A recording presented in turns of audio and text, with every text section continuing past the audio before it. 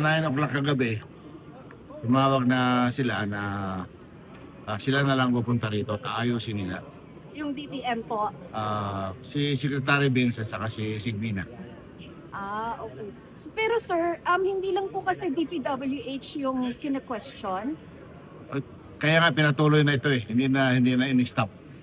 So tuloy-tuloy na yung deliberasyon para hindi tayo magkulong sa oras. Pero so yung DPWH, sir, bukas tuloy po or hihintayin niyo muna yung malinis nilang corrected version? Tuloy na yon para daw marinig ni Sig Vince lahat ng mga reklamo.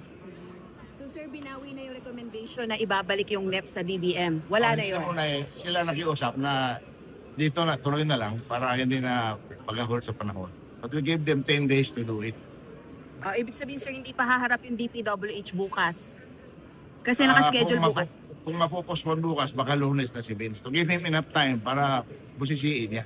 Pero sabi po ni Sec Vince ng DPWH, 2 weeks daw po yung gagawin nilang pagrepaso. Kakayanin ba yun? 2 weeks yung pakiusap. Pero tingin namin sa 10 days matatapos nila. Okay?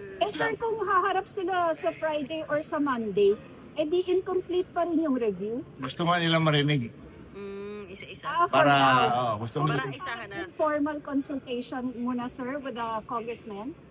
Hindi, budget deliberation na nila. Mga harap sila doon para sabihin ni Chairwoman Swansing ano yung mga na problemang items na hindi naman namin alam na nandyan pala yan. Bale, tuloy bukas, sir. Tuloy sa Friday. Yun ang alam ko. But kung hingi sila ng postponement, baka Lunes na. May feedback po ba si Speaker about this? Guidance. Siya tinawagan nila kagabi. Tinawagan din kami na tuloy na lang. Kasi kami ayaw na namin sana ipatuloy ito eh. Hanggang hindi nila makorek yun. Ang laki ng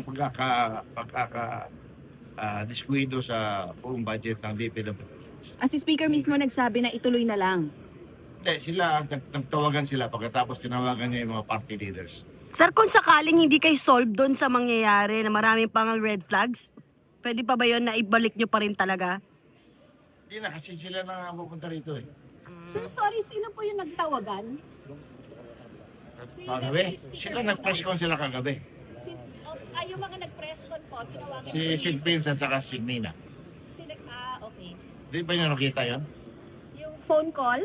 Yung phone Eh, call? Yung press con na si Mina at saka si Vince yung dalawa, mga bandang 8:30. 8:30. Sir, basta ngayon hindi na Okay. po yung recommendation nyo. Hindi na po tuloy yung recommendation nyo ibalik at hihintayin nyo na rin erata. So sila na nga nag-request, sila na pupunta rito para Sir, mapag-usapan. kumbaga yung budget schedule on track po. On Contract track. pa yun kasi hindi naman, kung kailangan talaga ma-extend, handa naman kayo magtrabaho rito, wala mga problema eh.